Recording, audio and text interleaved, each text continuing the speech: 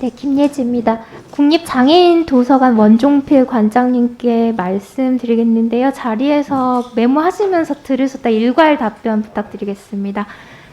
첫째, 개정된 지능정보화기본법 시행령 34조는 국가기관에서 제공하는 전자출판물의 장애인 접근성을 명시하고 있습니다. 또 국립장애인 도서관의 2021년 업무 진행 현황 자료에도 전자파일 형태로 유통되는 전자책, 또 공공 간행물, 학술 자료 형태에 대한 접근성 강화 등의 내용이 명시되어 있지만 아직 실질적인 변화가 전혀 없습니다. 예를 들어드리면 교육부 소속의 국내외 학술 정보를 제공하는 대국민 서비스죠. Research Information Sharing 서비스인데요. 여기에서 다운받은 자료의 대다수가 접근성이 확보되지 못한 자료가 많습니다. 우선 이 비중이 어느 정도인지 실태조사부터 필요하다고 생각을 합니다. 이뿐만이 아닙니다. 의원실에서 자료를 한두 번 받지는 않겠죠. 각 부처에서 받는 모든 자료들, 전자문서 형태로 된 자료들이요. 제가 직접 접근할 수 있는 그 비율이 극히 적습니다. 전혀 접근할 수 없는 경우가 더 많습니다. 장애인 도서관이 말하는 공공 간행물에 대한 접근성 강화가 부족한 그런 상황인 것이죠. 법령은 개정됐는데 현실은 크게 달라진 것 같지 않습니다. 관장님께서 이런 점 유념하시고 정부 각 부처의 전자출판물 접근성 확보를 위해서 국립장애인도서관의 역할 그리고 대책을 마련하시고 의원실로 보고 부탁드리겠습니다. 두 번째 말씀드립니다. 대체자료 제작에 관한 내용인데요. 예산이 작년 37억에서 올해 56억으로 증액된 것처럼 보이지만 아직 턱없이 부족합니다. 올해부터는 이용자가 신청한 도서를 3일 내에 디지털 음성 도서로 제작 제공하는 3일 드림 서비스도 신설됐습니다. 근데 얼마 전에 한 시각장애인 분이 저희 의원실로 민원 하나 넣으셨는데요. 9월에 국립장애인 도서관에 공무원 시험 관련 서적을 대체자료 신청했다고 합니다. 네, 일반 대지 신청하면 내년이나 돼야 제공할 수 있으니 우선 3일 드림 서비스부터 바꿔봐라. 이렇게 말씀하셨다고 하는데 이 3일 드림 서비스는 홈페이지에도 나타나 있지만 원본을 OCR해서 그 다음에 최소의 편집만을 실시하고 빨리 주는 그렇기 때문에 깨진 문자도 많고 표나 그림 같은 경우에는 거의 생략된다고 봅니다. 이런 3일 드림 사업을 국립장애인 도서관에서 추천해 주셨다고 하는데요. 물론 빨리 볼 수 있어 좋지만 이것은 그냥 단순한 저희가 취미나 이런 여가로 읽는 도서가 아닙니다. 이 시험 준비하시려고 하는 분이 정말 급박한 마음으로 신청하신 그런 내용인데요. 여기에 오탈자도 많고 또 그림이나 표가 생략돼 있다면 이게 정말 그분이 원하시는 그런 부합한 서비스였는지 사용자가 정말 원하는 서비스였는지 좀 고려해봐야 할 점이고요. 그래서 무조건 3일 이내 제작이라는 어떤 틀에 박히지 마시고 자료 유형에 맞게 제작 시간의 융통성을 좀 발휘해서 최대한 신속하게 서비스 될 수 있는 방안이 필요해 보입니다. 이제 관장님께서 이 서비스 물론 이제 시작한 단계입니다. 하지만 이 실제적인 장애인 요구를 반영한 3일 드림 사업에 대해서 구체적인 개선 방안, 그래서 서비스 유형별로 어떻게 달리할지 등에 대해서 고려해 보시고 저희 의원실로 보고 부탁드리겠고요. 세 번째입니다.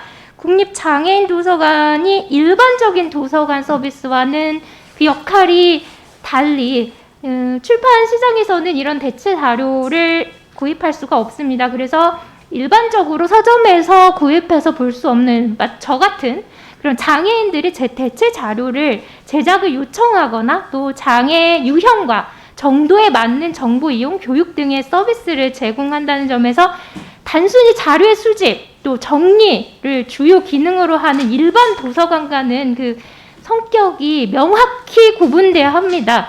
그리고 역할이 다르다면 그 역할을 수행하는 전문 인력도 구분돼야 되겠죠.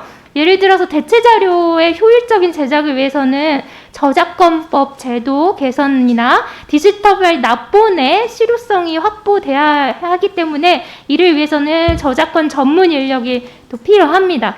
또 신속한 대체자료 제작을 위해서는 대체자료 제작의 공정 과정을 획기적으로 혁신해야 하고 이 분야 전문가의 역할이 또 중요합니다.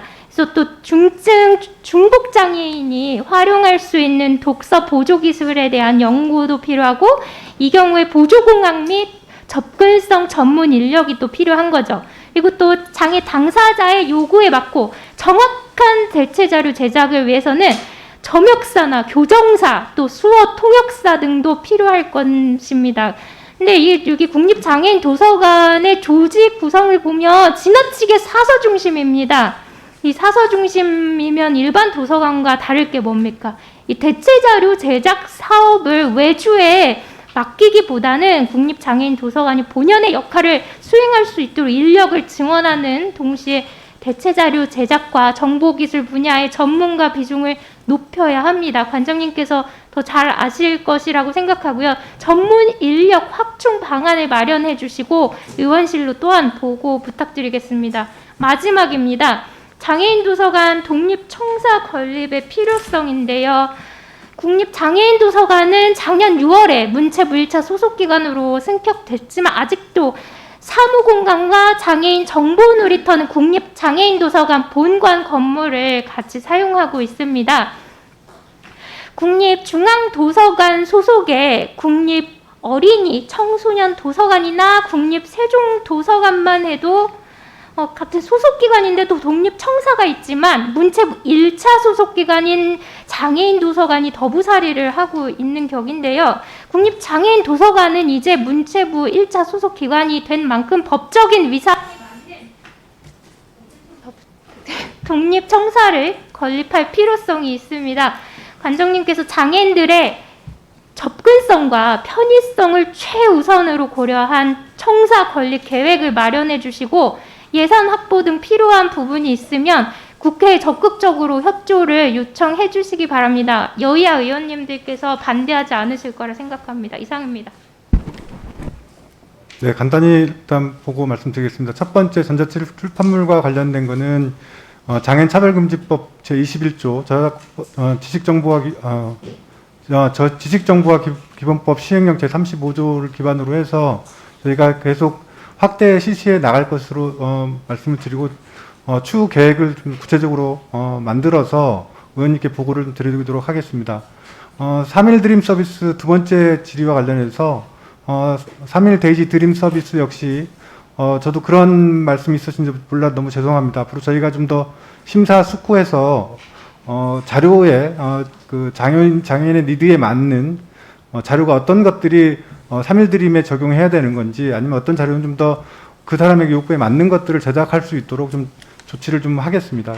세 번째 질문에 그 조직 관련해서는 의원님 말씀대로 저희가 그러지 않아도 그 많은 장애인분들이 그 자료에 대한 전문성 얘기 그리고 오탈자 얘기들이 많이 저희 안에서도 그 전화라든가 뭐 신문고를 통해서도 많이 오고 있습니다. 그래서 저희가 사실은 지금 인력이 상당히 부족한 상황이고 또 많은 사람들이 다수의 다양한 인력을 이제 그 업무를 수행하다 보니까 전문성이라든가 이런 것들이 발휘할 수 있는 시간적 여유도 없습니다. 그러다 보니까 뭐 과다한 업무들도 있긴 한데 그래서 저희들이 향후에 지금 저희 본부인 문체부하고 협의를 통해서 그 대체자료 제작센터나 뭐 이런 그 별도의 기구를 통해서 자료 제작의 전문성 확보를 하고 또한 그 검수라든가 이런 것들을 좀 강화할 수 있도록 노력하겠습니다. 네 번째 관련해서는 저희도 그 많은 고민을 좀 하고 있고 장기적인 플랜으로 지금 고민을 하고 있습니다. 의원님께서 말씀하신 것처럼 저희 그 1층에 그 정부 놀이터라고 해서 장애인 이용 공간이 있긴 한데요. 그게 실질적으로 다양한 유형의 장애인들이 사용하기에는 장애인 특성을 고려하지 못하고 있기 때문에 저도 굉장히 안타깝게 생각하고 있고 이런 부분들을 모두 반영해서 본부하고 적극적으로 협조해 나가서 독립적인 그 공간이 될 수 있도록 최선을 다해서 노력하겠습니다. 추후 자세한 계획들은 저희가 별도로 의원님께 보고를 좀 드리도록 하겠습니다.